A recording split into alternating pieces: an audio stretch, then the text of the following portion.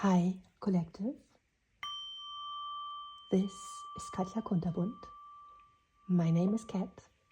And who are you? I mean, who are you truly? I want to know that, of course.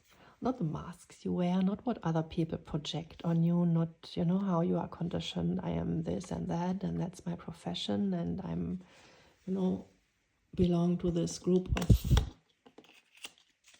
civilization or whatever, but who are you as divine essence? Your core frequency, which, I'm so sorry, which leads us to your soul's purpose here on earth and all that, and we are all on that journey of remembering who we truly are and understanding what our purpose is and unfolding new earth, which is built from within, which is created through our innate force and superpowers actually. And we are all walking forces of the universe here on earth. And so that's what that reading is about. And there are 6 groups, 6 superpowers.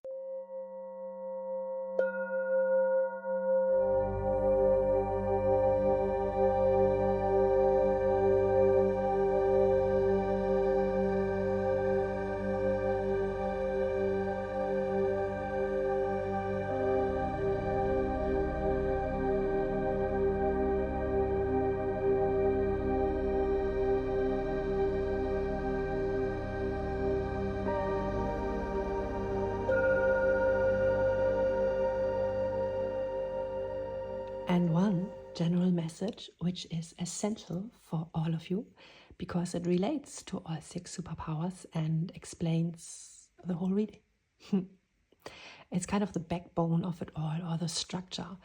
And it's essential to understand how these superpowers are working technically in the consciousness. Okay?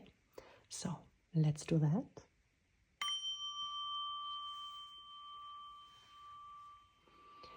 And let's start here.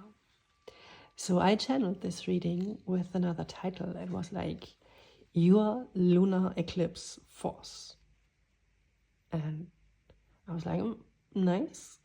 But I guess no one would understand that, because everyone would think it's about some external power falling from the sky, coming towards you, enriching you, and making you bigger as you already are, because we all think that way these days still. Sometimes, maybe, hopefully not so often, that we need to add more to our being from outside, which is actually absolutely not true. Instead, I need to remind you, you are the force. That's what the guides told me. You are the force, and you as the force, if you would be a lunar eclipse, what specifically can you eclipse out of the consciousness? And why do we need to eclipse things out of the consciousness? Well, that's the ascension process.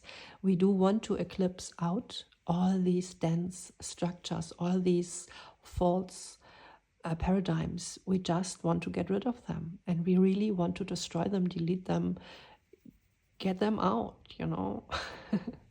And it's difficult, especially with some patterns that are since centuries like engraved into humanity, into the consciousness. It's like main roads for traffic, and this is how our neurons work. It's these connections that are the most often used. They are used first, then again, and we need to have people that stand still for a minute and first watch and observe how do they really actually truly feel with a specific thought, if this is true at all or not. And if we find it's not so much true, then we can go against the grain and get this out of the system. And we all do this in different ways, but we all do that. that's our purpose, actually. And it's one thing with our consciousness, what our awareness, what we can see, and another thing with our subconsciousness, where it's all in the dark and we have no idea what's going on there. Absolutely not. And that's where a lunar eclipse is working on. It's in that realm, in the subconsciousness. And that's why this reading is super important, I feel. And I'm glad that I channeled that as a first reading, though I was a little bit like, whoa, first reading? Deep as that? But okay, yeah, we are deep these times, right? So I do that. We can handle that, I guess. So what is the subconsciousness even? Well, it's these 90% of our consciousness where we aren't aware of at all. And then maybe it's even 95%. And it's similar to the DNA, right? It's like the junk DNA. It's also 90 to 95%, which we are not aware of ourselves. But still, it belongs to us. And still, we are connected there. For example, with our ancestry, also with our spiritual selves, and with all, actually, with all. It's all in there.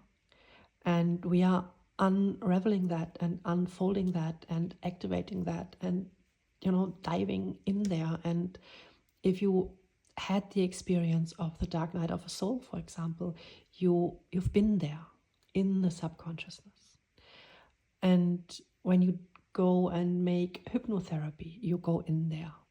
When you listen to subliminals, when you listen to frequency music that alters your brain waves, also you go in there, because we need to be actually in an altered state, brainwave wise. As long as we are operating in beta waves, we are kind of in this hamster wheel. Beta waves are not healthy, actually, to be there all the time. It's like, do this, do that, then that, then that. And it gets us totally out of alignment with ourselves, and it causes like continuous stress and a lot of chronic diseases. And so it's really not a good place to be in.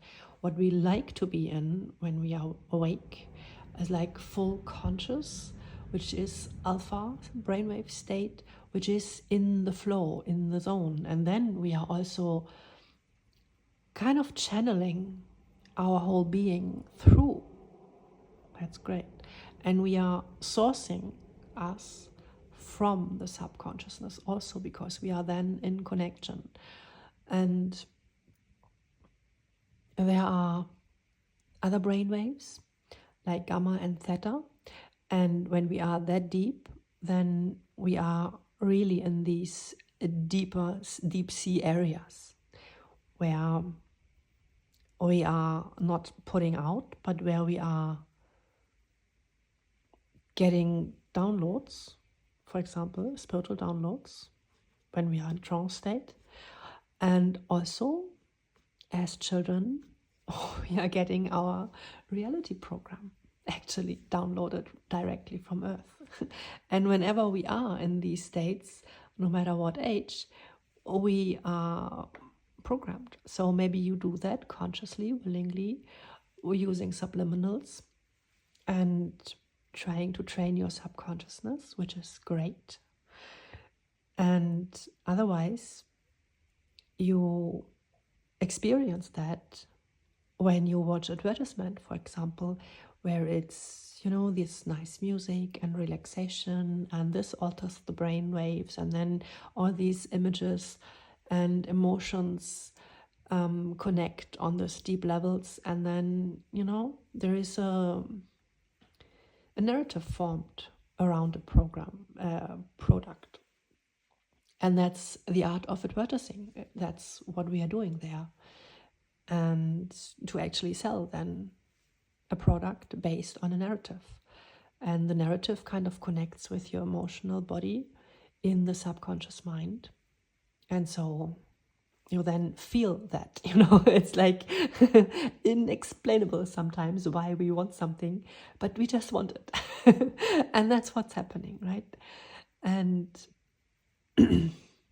you know how it is when you have your list in your shopping list, and you go to the supermarket and you want to buy this, that, and that, and then you come home and you have, well, this you have forgotten, but instead you have that and that. And it's like, oops, why did I even do that?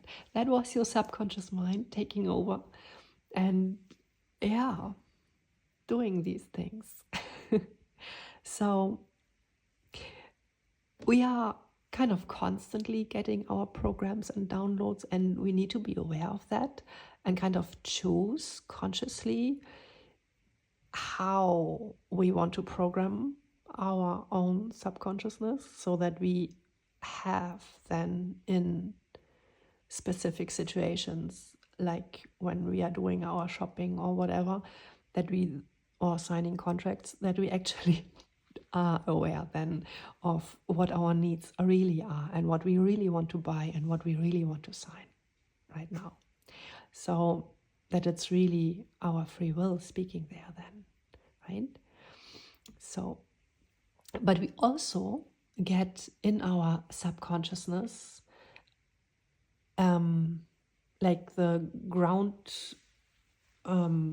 software for Earth when we are born, because children up to age 7 or 8, they are operating on theta waves, so they are in a state of constant hypnosis, actually, like really, as if you were in 555 right now, as if you were in hypnotherapy, having a session, like 20-minute session, or listening to your subliminal. Guess what? Kids have that all the time, like 24/7, 7 years, like all the time. And this is why they learn so fast, and why they adapt so perfectly, and why they really soak everything in. And what they also do, they identify with that. That's how our identity here on Earth is formed. And it's not just our home, our parents, our bloodline, our relatives, but it's very much so also our neighborhoods, our climate, the way what we eat there in this area, how people interact with each other, how they talk, for example, when they go shopping with each other. Is there a lot of smiling and gesture, or is there, a lot of scarcity of that expression? It's super different in different countries. And we adapt to that and, install these softwares. And we know that a lot and speak a lot about that in the spiritual community, especially, about the family of origin. But really, we should think about the whole thing, the whole environment, the postal code, the school you were in, the kindergarten, people around, your neighbors, because there where you are like planted, this whole environment, like everything what is in there sends out frequencies. Every tree, every flower, and every factory, and everything sends out a specific frequency. Every car, even. Really, it's not only living beings, but it's also items that carry frequencies. But especially, of course, living beings and the humans around, people who live next door, and they are all emitting their belief system, their frequencies. And that's why specific themes where a lot of people pick up on are so, so totally engraved. And I feel that when we have a holiday and people would drink in the evening, because I'm clairsentient and I smell and feel this urge to open a beer or something, though I'm not drinking at all, right? Or cooking a specific meal or something like that. And you can really feel it in the air if you are sensitive, and what other people want and what other people think of. And that's what I mean. It's these thought patterns that are predominant around you, and like an eggshell while you are a little one. And when we are, grown up, still, which is in this eggshell, it's still there. And as long as we, really have worked it out. And that's what we are here to do, actually. That's our purpose. And I'm curious to see how this is specifically for you, the 6 superpowers. Ooh. Yeah, I want to go there. But let's stay here for a minute and explore this eggshell thing and the moon also through the lens of astrology a little bit, okay? So the first quadrant in astrology, it's the first 3 houses. So that's the ascendant, the rising sign. This is you. It's the first house.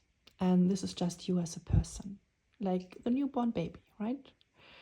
And the second house, that's all these surroundings we mentioned, all what is around you, neighbors, kindergarten, whatever. But really more like nature and the fruits that are growing around you and the house you live in, more like these really tangible things. It's like everything which isn't you, like your body, but which is in direct proximity to you, which you touch on a daily basis, which is also the grass in front of your house, the forest you go to for a walk, or whatever there is in front of your house, right? On the way to kindergarten. And then the whole kindergarten and school thing and the neighbors and the communication, that's then the third house, where we have these interactions with other people that are also rooted in the same environment. So we share kind of the second house, more or less, because we all go into our different homes. So no 2 people experience the same thing, never, ever, even if they are like super close neighbors, even in the same household. We always have different spaces at the very end. And so that's the first quadrant. That's about the physical body. And then we go into the 4th house, which is associated with the moon. There we are, the moon. So, and the moon in astrology, it's the mother. And in Vedic astrology, they also say it's the mind, which makes a lot of sense because it's really the subconscious mind where everything is stored in from your ancestry, traditions. See, it also stands for the home, for the nest, which you create, but it's more an emotional thing. And the second quadrant, it's about emotions, soul. And that's these deep roots. That's where we are here with all these roots and the moon. So 4th house energy, very much. And the mother plays a crucial role in that, because we should say the primal caregiver, because this is the person where the little one always looks up to when there is something, some threat, Specifically, we look to the left eye of the primal caregiver. I just saw 333. And because, for guidance, actually. And we tune in there as this dependent little kid who needs this caregiver, which is it's like this super thin membrane around the egg, which shields us also from the shield, right? And it's very powerful, actually. It's very powerful because this is the emotional space where we also can alter reality, because we can choose how we react, how we feel. if we are that evolved, we can do that. We can work on our emotions to hold certain frequencies against something what is happening. It is really that. That's magic, actually. That's magic. To not match the frequency directly, which comes towards us. So, but let's take an example, a very simple example. Okay, a bill. A bill comes in the household and the mother opens the letter.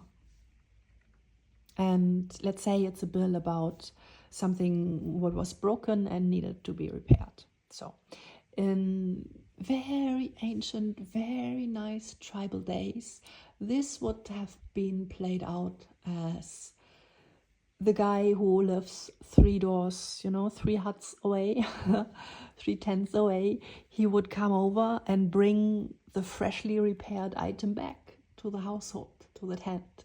And everyone would be super happy and grateful. And yay, we would celebrate that. We would put on the best meal and we would give him his exchange on value, his money, right? Plus a meal, plus a huge thankfulness. And we would enjoy the time. And he would also celebrate a little bit with us how wonderful his work now, can be experienced. And 555 again.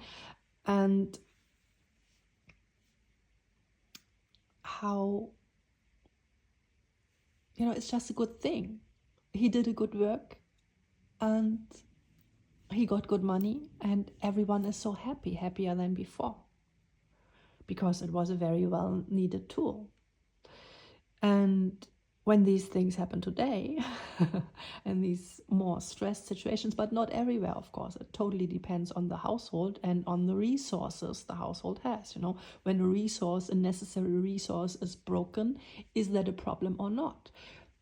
You may be in that situation where it's like, oh, cool, I already thought about buying a new washing machine, maybe, let's say. And because I kind of felt like this one, lacks some functions or whatever. And then it would be like, oh, cool. So now I have the chance to do that, right?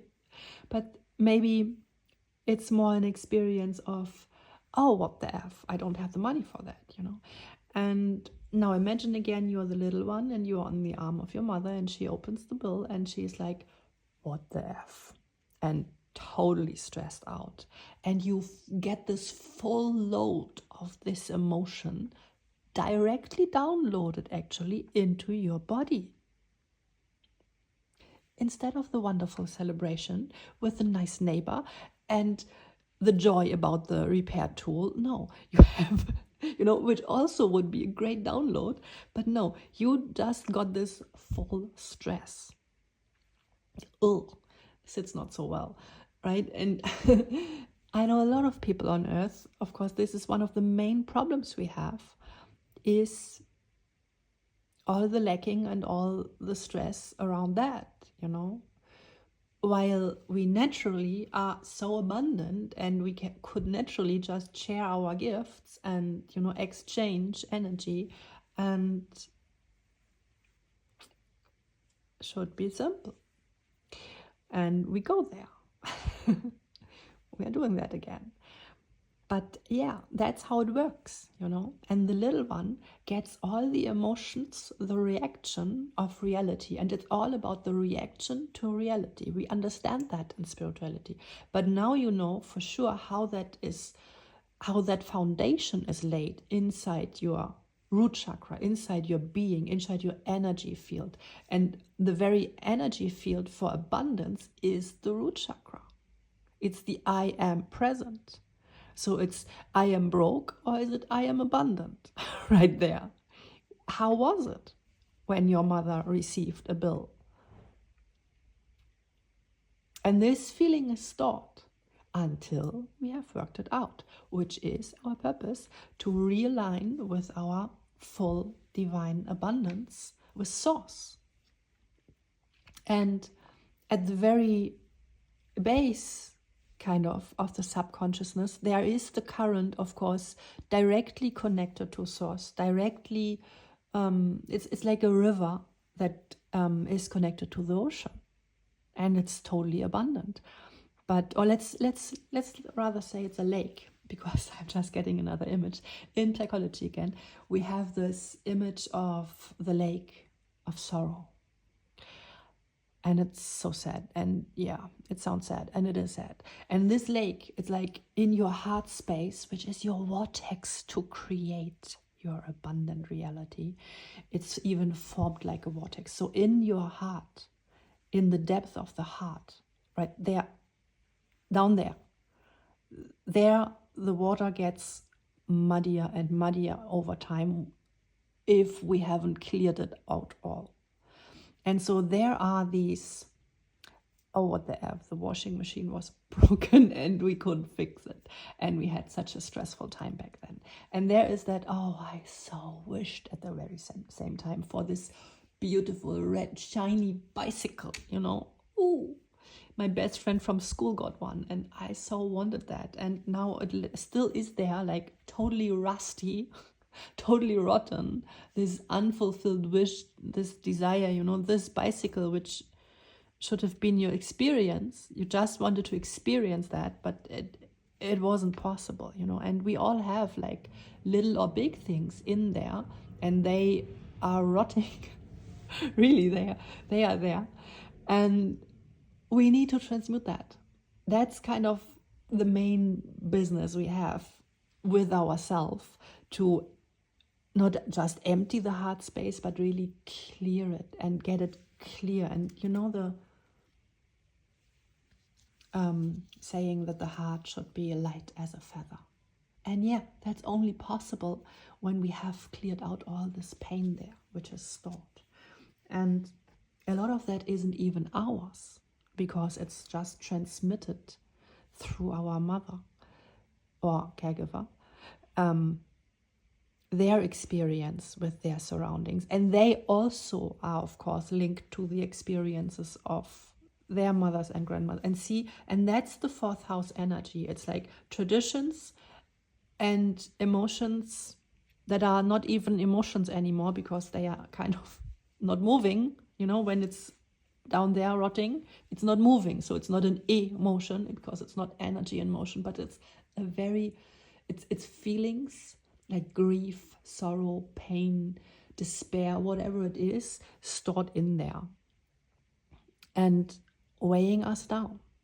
And it's also, of course, in this fourth house, all the good things, these traditions. For example, you know, the neighbor has repaired something for us, and then yay, we celebrate and we are happy, and we, you know, open a beer, or we make a tea, or whatever it is. So in your surroundings, what people do when they are happy. And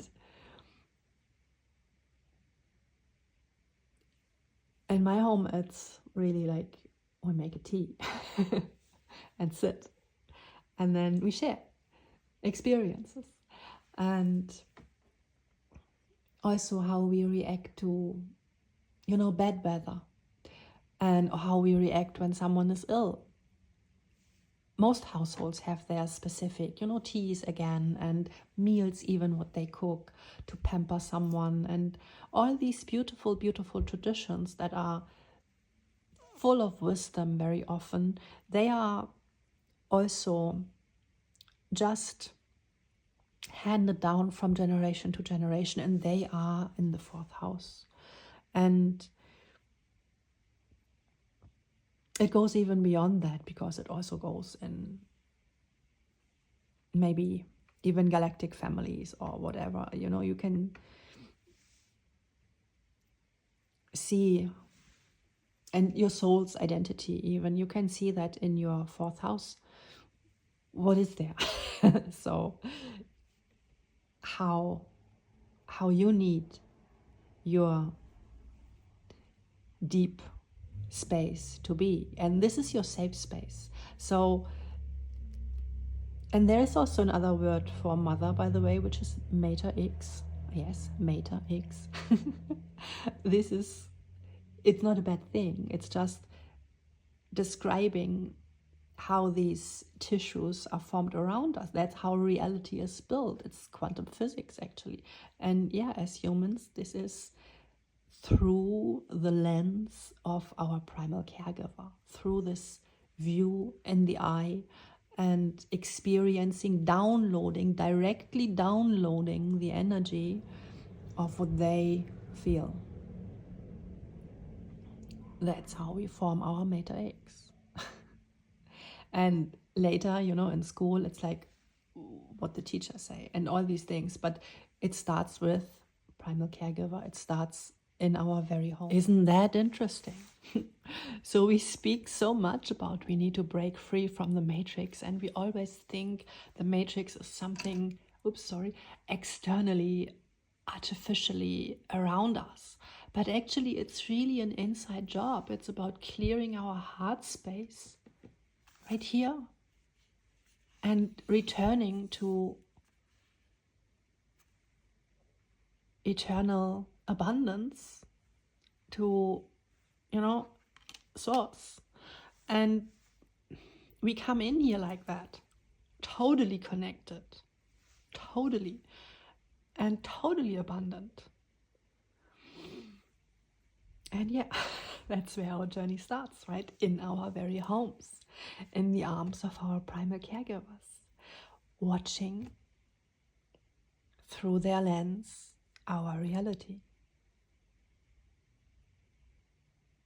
So, now you know where the matrix sits. Right in the matter of the heart. And see, let this be you for a minute. And then these black patterns here, these are these artificially or frequencies. It's not all artificial, right? It's not all just from now or from whatever forces. It's also really in the collective consciousness we repeat, and with repeating we reinforce things. Even if they are not beneficial to ourselves, we very often reinforce just because we are not thinking about it, we are not aware of things. That's what's happening through the subconsciousness all the time. And we need people who actually can hold an emotion for a moment and feel really deeply into it if this emotion really resonates with your core beliefs, with your inner truth. And then when you weigh it against it, then you can maybe hold against it and stand against it, like against the current, the predominant current, right? Which tries to push you in the direction where everyone goes, but you are maybe like, oh, don't feel that. Makes no sense to me. I don't want that, whatever it is, right? However you react to that, but you kind of don't follow these predominant pathways. And that's the magic. That's where the magic happens. Because then you break the cycle, you stop, and then you literally switch the polarities of this consciousness, of this stream of consciousness, of this current. So imagine a street and a lot of people walking all in the same direction. And then there's this one person, which is you, this powerful being, which turns around because, you found out, no, that's not my direction. That's not aligning with my core values. And then you turn around and you have created another pathway. That's how it works. Like, basically, when we say we work with collective consciousness, it's some people think a specific thought and then there is a pattern formed. And in this case, a pattern in the opposite direction, which is great. And so then there is, an easier opportunity for others also to turn around. But of course, that's a big deal to do that. And it takes a lot of time and awareness, mostly. And yeah, and to be honest, of course, it takes a lot of feeling of disalignment, this uncomfortable feeling. And then we have to choose, on the one hand, it's comfortable to go with the stream, to go with everyone. That's comfort zone because it's rewarded instantly from our surroundings. But internally, it doesn't feel right. And 144 is so yeah, this is really you communing with your whole internal being. Yeah, it's powerful. It's powerful to stand for yourself alone and go your own way. It's unnerving also when the same situations come up again and again. And so we would naturally go deeper and dig like the weed out of the garden totally. If our brain is a beautiful garden where we plant all our beautiful flowers, all our hopes and dreams, and then there are these weeds in there, and they are really thick here, right? It's really like since generations, and again and again and again. It's totally data engraved, like as if it's set in stone, but it's not. And we can delete it. We can dig the roots out. But it's a process, absolutely. See how difficult it is from a PC to delete data, and there's always this little source in there, this memory cell kind of, and we have that in our body. And these cellular memories, they are linked to specific experiences, and when we get triggered, then with these same frequencies or resonating frequencies, then this kind of uploads again. It's in our mind again, it's all over us again, same story. And that's why it's so important to absolutely get that out completely. And then when that's done, then Earth is free of that. Like the collective consciousness of humanity is free of that thought pattern. And there are really deep things where huge collectives are working on to cleanse that. And the more people who, stop for a minute and think it through, the more easier it gets for other people to do the same, because we kind of create another current. And yeah, and even multiple pathways, right? To allow people to think, to allow people to stop and think for themselves. And that's freedom, right? To be able to think and choose for ourselves. So what we are actually bringing Earth here as collective of high frequency souls, I just want to call it, it's the gift of freedom, really. So that's about that. And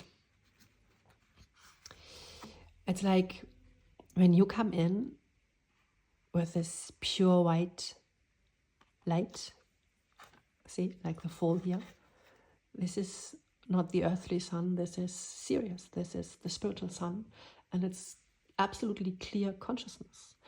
And so we come in here super clear and yeah, we still are, but it's behind the fence, right? And so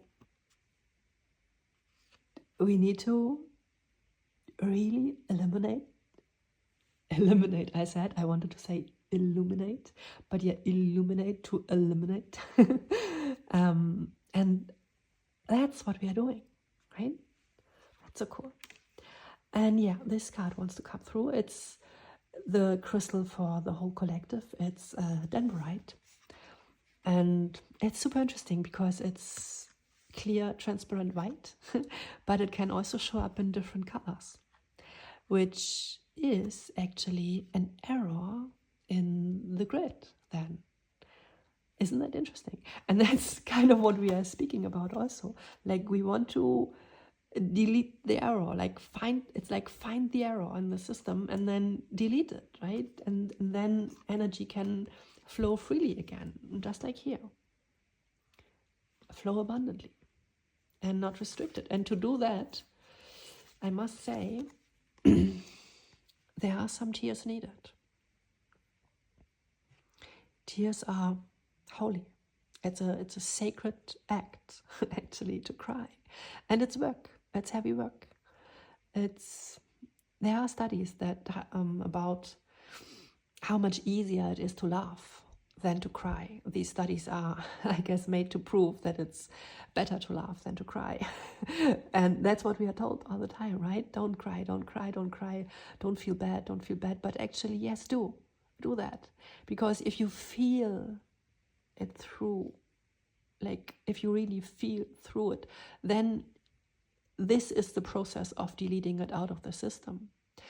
And then you have formed these tears, which is salt, which is crystalline, which is memory, which is like, it's a disk, right? It's like data saved in there, but you have released it out of your system, speaking out of humanity, actually, out of the consciousness.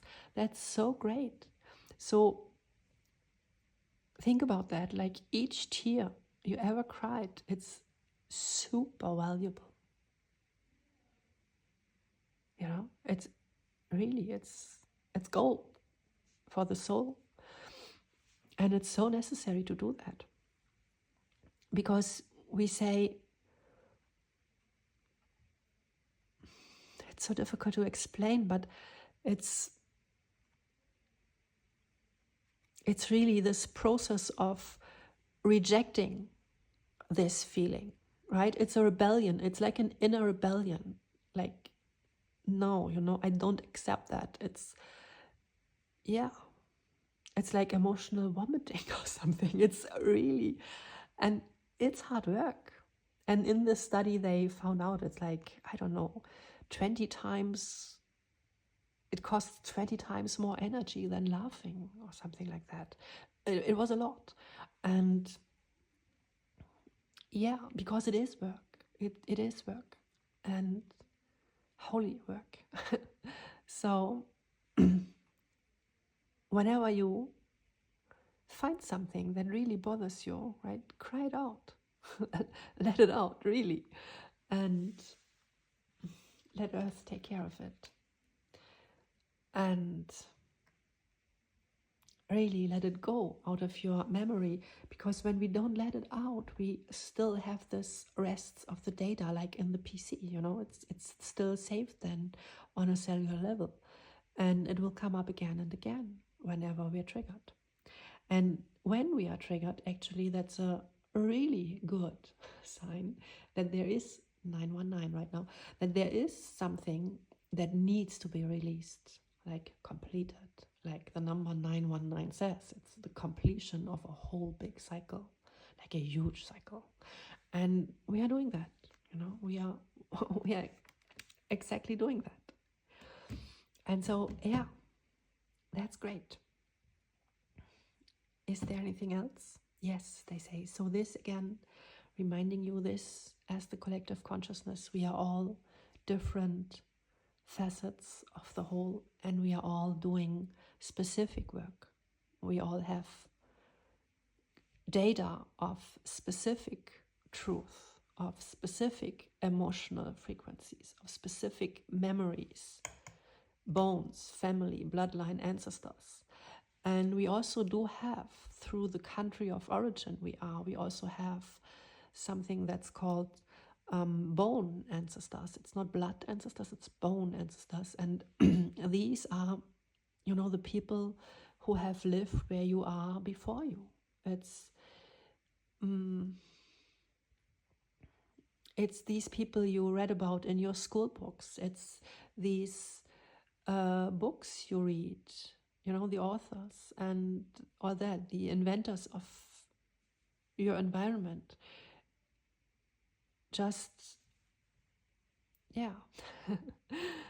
also energies that have walked the ground before you, and you tune into their experience also and expertise, and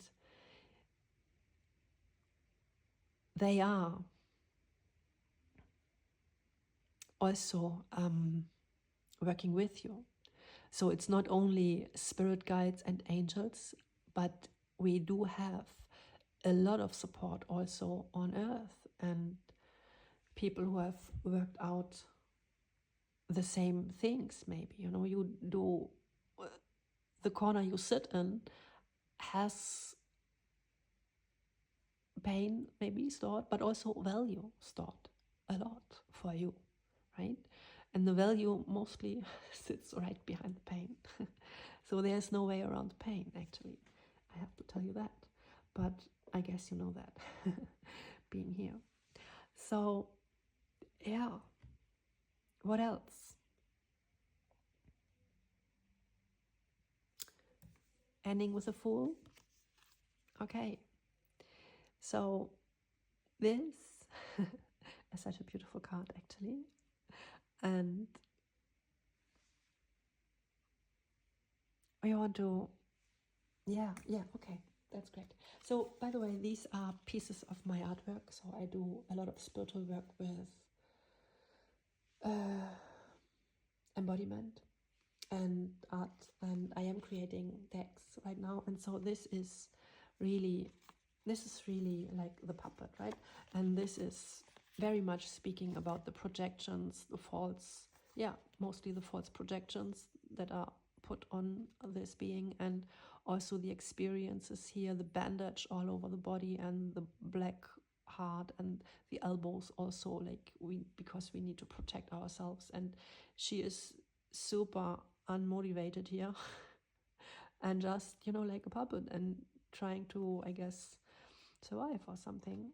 And so this is kind of the opposite energy, right? Here we do have this open heart space, and it's all yellow, all enlightened, all fueled. And this very fuel comes from the solar plexus. And the solar plexus, it's like the other side of the subconsciousness. It's where our real soul's consciousness sits. Oh, and what do I mean by that? So, soul's consciousness sounds specific. Well, you probably have heard the inner child sits in the solar plexus or is expressed through the solar plexus. And that's that, right? And the inner child, what's that? That's pure soul. That's who we are on a soul level. That's how we step into earth. That's our inner child. There's also, of course, in psychology, something we refer to as inner child, which is the wounded inner child, if we would word it correctly, please. And yeah, so definitions, they cause a lot of misunderstandings, I feel. And really, inner child, that just means you as a soul stepping in, having just signed the contract for Earth, and here you go. See? And you want to do your life. And solar plexus, it's the energy about doing. It's the I do. The root chakra, it's the I am. And the solar plexus, it's the I do. And in between is the sacral, and that's the I feel. So I do because I feel who I am. That's how it should be, right? We should do things because we feel motivated. We feel motivated because of who we are. Oh, that's deep. And yeah. And also, you know, doing, it's the highest form of love. It's divine love. It's unconditional love. It's doing, working, sacred work. But this is also in these days, of course, very warped around and put against us, of course. And what's called work is really not acting motivated from love, but it's rather like this poor being, right? Really playing the robot, playing being the puppet, you know. And in fact, this is how it should look like when you are working. And the solar plexus, by the way, sits directly underneath the aorta. And this is the big, big vein coming directly from the heart, pumping the blood in our whole vessel. And even in our surroundings. See how the whole sky is lit? Because he does that. He does that. And see the hands, how they are open. And see how actually the hands are an extension of the heart. They are connected directly. Bam. And now think about it. He does what he feels because he knows who he is. And then it gets pumped out there, kind of in the air. And he's driven, you know. And the heart is the motor of the vessel. And that's all that comes from the solar plexus. There comes the passion. Can you feel it? The passion. And passion is a clear sign of soul is here, soul is speaking, soul is wanting to communicate right now here through me. And yeah, whenever you feel passionate about something, that's your soul. That's your soul wanting to come out, wanting to enlighten the space. And see, this space really needs enlightenment, right? And we are right here. Can you see the colors even? It's the same. Here we have the blue. From here, it's this, I know who I am, the blue, truth. And then there he goes, here, solar plexus right in the middle. And then we have the red from the root chakra. It is a bit darkened because we have to cleanse it a little bit. And yeah, and then there are all those fancy fences who restrict everything. And we spoke about that enough. So here we are now. And you can choose your superpower, your moon. And of course you're not a moon, you're a star. But, you know, you can choose the moon with which you work to eclipse on Earth what needs to be eclipsed. And I will go really deep into that, how you do that, what supports you, especially how you can fuel your power. Because, you know, we are like, it's like a tool, and we need to charge our tools so that they work. And we only can do that if we know what kind of tool we have there, you know, then we can charge and nurture it like properly. So that's what I want to look into, and we will see what comes through, because I will just channel, and it will be a little bit long, I guess. No restrictions there. And so I will upload 6 different videos, you know, and they will be linked here in the description box. But if you watch in real time, you have to wait until I'm ready, because I will upload them one by one and then I will link them. So group 6 have to wait a little bit. And now, finally, you can choose your superpower. So we do have group number 1, 2, 3, 4, 5, and 6, right? And you can do your thing. Breathe in, breathe out, twice as long. Relax. Connect with your intuition. Choose. Maybe you want to close your eyes, and when you open them again, you will feel the magical pull. Strong energies on the table, by the way. So I'm very intrigued and looking forward very much to do these readings. So I will see you there. And that's it, I guess. So see you. Bye. In case you prefer to pick from the thumbnail, here you are. So here's 1 minute with music to meditate and choose your group with pictures.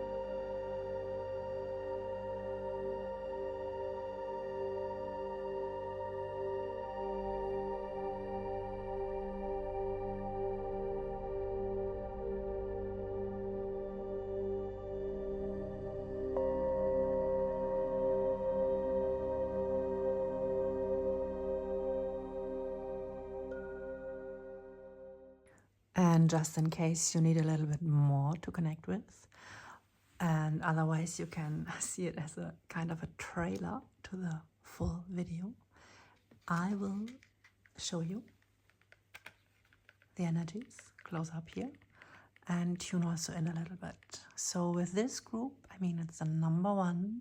It's a very fiery energy, leadership, and we do have the letter Q, where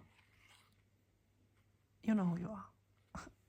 And we do have this huge airplane from a war.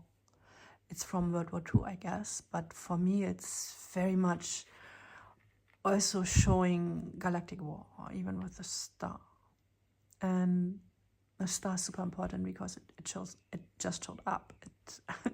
I haven't even picked it. And I lost the cue while I was putting the cards on the table, and yeah, it stayed lost a while, and when I found it eventually, there was a star, like right there, all of a sudden, magically. And you know, my room is very tidy, especially this place, so no way. But yeah, things happen, and the star wanted to be here. Absolutely. It showed up for you. It's so important. And yeah, also this is the topaz, which is a very vibrant crystal to enhance the root chakra, and you need that. And it's the ray Archangel Michael works with, and this image came through, which is really the knight in shining armor, and also with the blue in the background. It's like the cloak of Archangel Michael. And I also can see a phoenix here coming through, and volcanic energy, just fire all over the place, and a lot of shadow energy, actually a lot of shadow. When I had the cards on the table earlier, I made a mess also with all this ash, and I should have left it because, you know, I feel like I need to put some ash on here because that's just who you are, right? You need some fire. You are fire, you are hot, you're very hot. And so, yeah, and I want to even speak differently and, you know, express myself totally differently tuning in here. You are a person, you need a physical outlet, you need to be in the gym, you need to dance, and not just, you know, a little bit, but really, you are someone, if you are dancing until sunrise. Not sundown, sunrise, yeah, next day. And on. And yeah, and there is really a thing with you about having all those energy, which is a gift, but also it can easily lead to burnout, of course, with so much fire on the one hand, and on the other hand, if we don't use it, it causes problems also in the energetic field. So fire, it's, yeah, we must learn to work with fire. It's not so easy. And yeah, and you're a very hot person. I feel that too, like you're too hot to handle. And you're cool. I like it. So that's group 1. And group 2 is also wonderful. works with Venus. This is me channeling Venusian energy, actually, like really channeling Venus. And I was super deep into trance state there and smiling very like, ooh, as if I have taken something. But I'm not, you know, I don't take anything. And yeah, it's pure nature. And here it's pure nature and abundant nature. It's the emerald, by the way. Yeah, and it's about health and wealth and the jungle and tropical vibes here and the 5 senses, and also, of course, the things that are a little bit heavy here, all this black here. I mean, it's fertile ground, but it's also, I feel some, you know, illness, disease here and stuff like that we need to work through. And this is a way how you do spiritual work, actually, through the body, through, yeah, the 5 senses. And now see how nice this fits, the 5 spots here. Yeah, green is very, very good for you as a color, as an essence. And Archangel Raphael is here present in this group, as well as Venus, of course. And it's all about, you know, Archangel Raphael, he works with a golden ray, and the gold creates all this greenery on earth, right? The sunlight lets everything blossom to the fullest. And that's what that's about with this regeneration here, also with the starfish. And yeah, there are some issues, of course, with these themes. But yeah. Oh, and I guess you like essential oils, or yeah, and even, you know, coconut is coming through very much, like having these how's it called, self-care moments with you know, just face care, and or even oiling your whole body with coconut oil, which is very healthy. Coconut oil has the essential fats in there. They are the most similar to the human skin, and so that's the very best skincare ever you can do, you can use. And also, of course, for eating, it's a very, very healthy fat. And with all this fat here and this caring energy, you know, fat is also, it's the tissue that holds us, that holds everything in place. And I feel that's a thing here, because these 5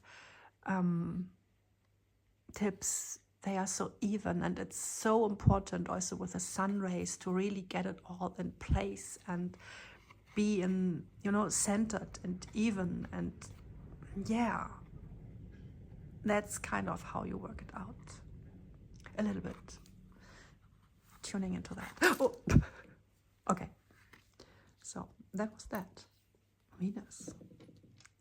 Venus wants to say hi to group number 6. So group number 6, you do have a connection to Venus, just so you know. That's nice. Now group number 3, you are an earth angel.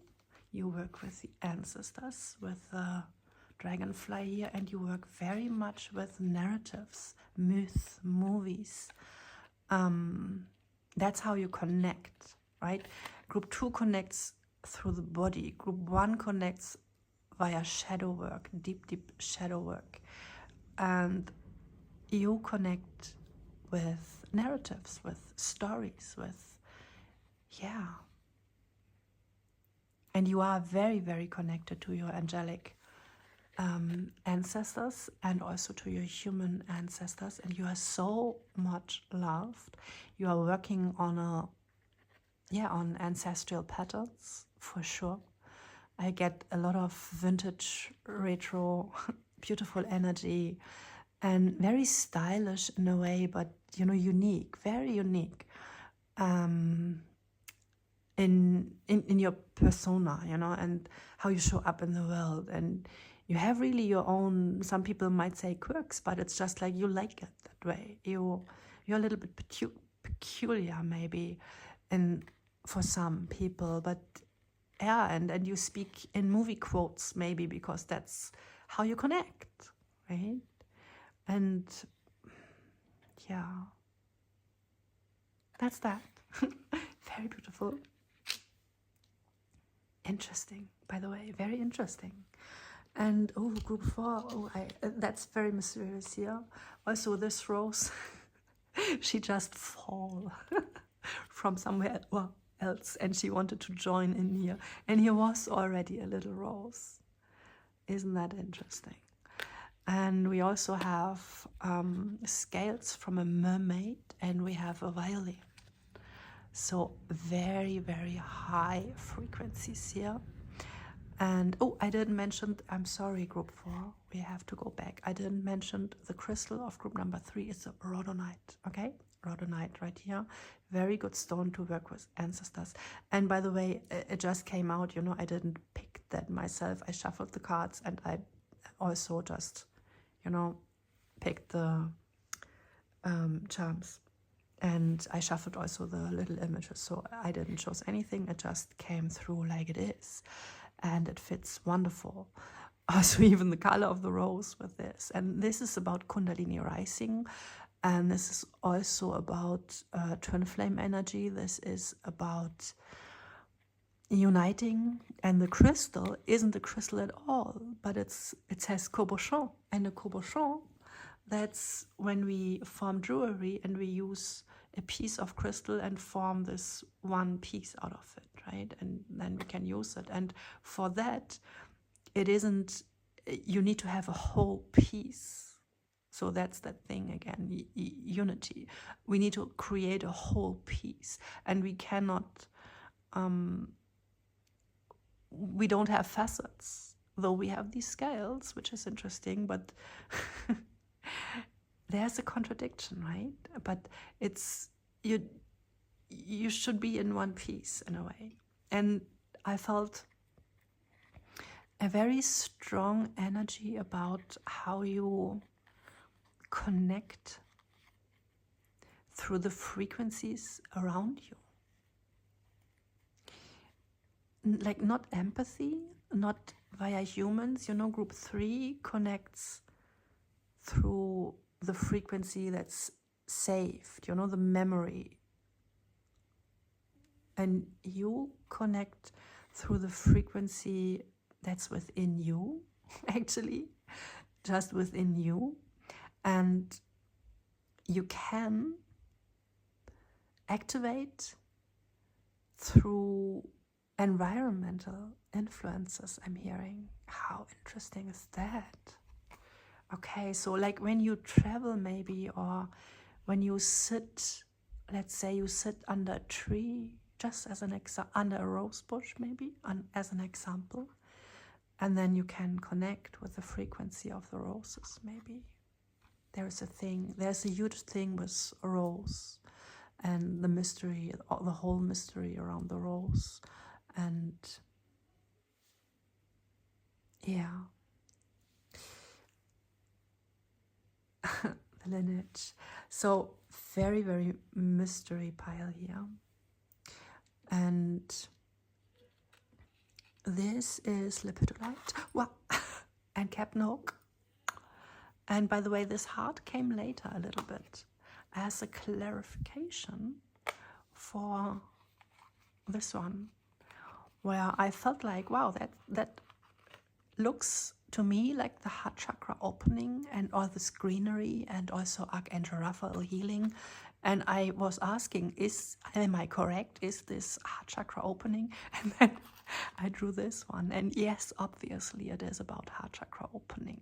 So it's important to open the heart chakra, though Captain Hook is all over your place and you are quite haunted. And this is a very psychic pile with a lot of what we call these days neurodivergency or psychic whatever, you know. It's, I want to say psychic attacks, maybe it's there, yeah, like mental health problems in a way, depression maybe even. And that's totally understandable, because lepidolite, see how it has these superstructure and these depth here. And I mean, that's your life. It's like there are ups, yes, but there are so deep depths, and they are like rough, like Captain Hook, you know, and you connect to these depths. That's what you are. Remember, we are all about that, right? What we eclipse and how we eclipse unwanted frequencies. And thinking about that again with group 3, it's like purification. That's a main keyword here, purification of your own innate frequencies. And with the surroundings also, this group needs to be like on its own in a way with this cabochon. Let's keep it here. You really need to be, in your own bubble. While you, on the other hand, when you are on your own, and you prefer that a lot, I guess, because of all these, what other people maybe perceive as mood swings, you feel like maybe you cannot burden other people with that or whatever it is, and see how it's like walking tower moment all around you. But it's not all the time, but it's just sometimes life feels like that, I guess. And for you, I mean, it's your superpower is that you can actually open your heart space, though there are those rough depths. You can hold your heart open, and that's really powerful. I can see that immediately. And for you, the first tip is really you should tune into the little happy things. You have to create little islands of joy, like the highs, as a counterbalance to these depths. Okay, I can let you go with that guidance, and I see you later, right? We go deeper. And now group 6. Okay, that's interesting also, because we have a attachment here. We have this, what speaks for me about Maya culture, like Mesoamerica, Maya, Olmec, Aztec. And there's a skull attached. Can you see that? I hope. And so that's about ancient wisdom. And by the way, there is ancient energy also in group 1, very ancient, with a volcano and earth and, you know, Gaia, Tara, earth, Tatarian, also guardian, dragon, these kind of energies. And here we do have ancient native treasures, I want to say. Also, this is a coffee bone from Ethiopia, which came through. Somehow also it wanted to be here. And also this rosemary, it came through because I lost this cabochon here. These are also cabochons, you know, these little things. Just I have them in the charm box here, in the skull. And I lost that, and it fall in my bag where I have a mix with herbs. And when I picked it out, rosemary wanted to come. So rosemary is here, also salvia, like sage. But now I kind of lost it again. I don't know where it's gone. But oh yeah, here, I put it here. So a little bit sage. See, there you go. That's yours. Okay, thanks. So that's your sage. And you know, all these herbs, they are so powerful as spiritual tools. And there are so many rituals with that. And so you are very much into rituals and into reawakening all these cultures that are really not, I mean, they tried, right? They tried to extinguish them, but they are still alive at the very, like in the highest mountains, in the farthest coast, you know, like Highlander, like Scotland and Wales, and even in the north of Sweden, we do have very ancient cultures, and even at the North Sea in Germany, there are folks that are there forever, and they even have a line which is, they even have their names listed from their mother's names, which connects them really back to Lemuria, and that's Germany.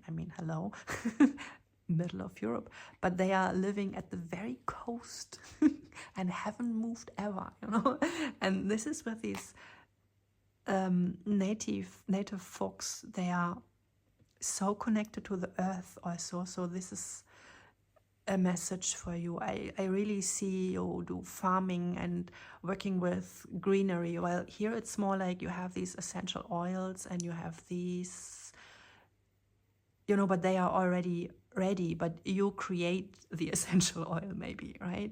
Which group 2 uses. And so here it's really with being in this small window which is still alive, where ancient wisdom can come through, and really going through that portal, connecting through that and bringing it out. And how you eclipse, I have no idea. So we will see that together. So, wow. Yeah, very interesting energies, as I said. And I'm looking so much forward. Now the day is gone, and I need to do tomorrow, group 1, and then in 6 days we're here. Okay, so I want to do that. Okay, and so what you can do, you can obviously like this video, send me some flowers, and say hi, and subscribe. And I would suggest to click on notifications so that you have the videos directly in your feed then, okay? And yeah, I see you there. Bye-bye. Oh, I do have a PS. So group 6, your crystal is the apatite, which brings in another very intriguing layer. The apatite has a shape-shifting ability. It can pretend to be someone else, and that's so interesting also with the attachments. And so I do feel empathy here, maybe, but I'm not sure yet.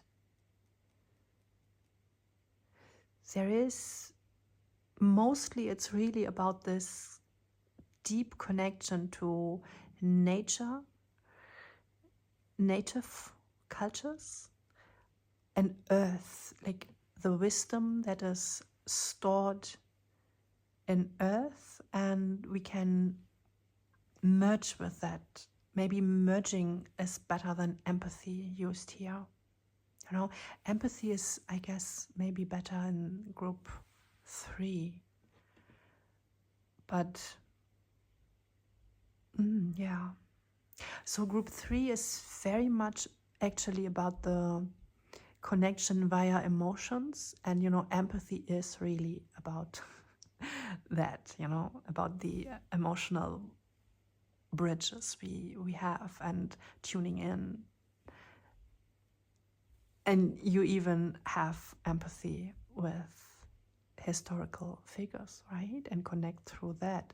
And also group 3 connects there to past lives, I feel.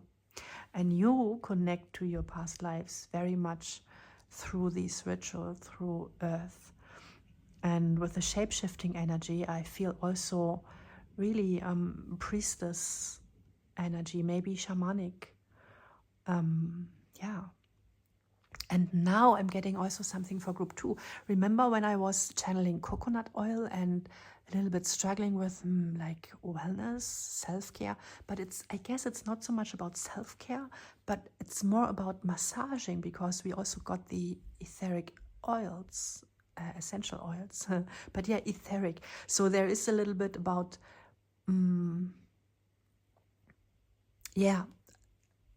touching. Of course, the ethereal body, that's like, yeah, of course, thanks. Okay, so I got it, finally, I got it.